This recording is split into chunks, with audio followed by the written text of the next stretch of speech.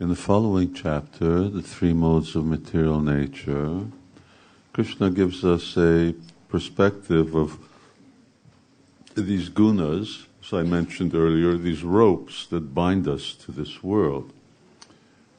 I mean, we're in this world, not only are we in this world, but everything that we have and use is also part of this world. This body, this microphone, this Bhagavad Gita is printed on paper, everything is matter.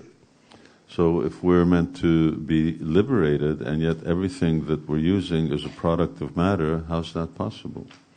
It's like trying to pull yourselves up by your shoestraps.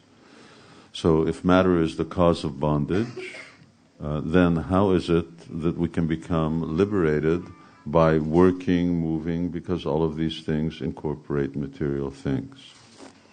So it's very interesting and very important because Krishna then describes actually how these gunas, how these modes of nature condition living entities according to goodness, passion, and ignorance.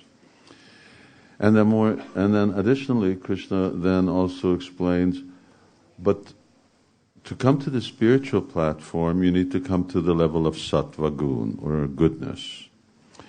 And by practicing things in the mode of goodness, one can rise from ignorance to passion to goodness. And in goodness, one becomes very much inclined towards spiritual life or spiritual practice.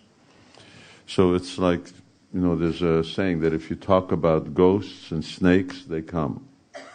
So best not talk about them. Similarly, in a good way, if the foods, the activities, the place, the lifestyle, if you cultivate the activities of goodness naturally manifests, which then reinforces your inclination towards spiritual life, and it's from goodness that one comes to transcendence. You can't jump up. You have to come there.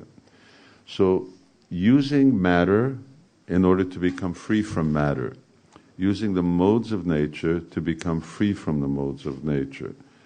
And it's the philosophy of picking out a thorn with a thorn. So Krishna is explaining this in the 14th chapter, and he begins by telling us, now what I'm going to tell you is better than everything that you've heard up to now. And many other people have become liberated by this knowledge.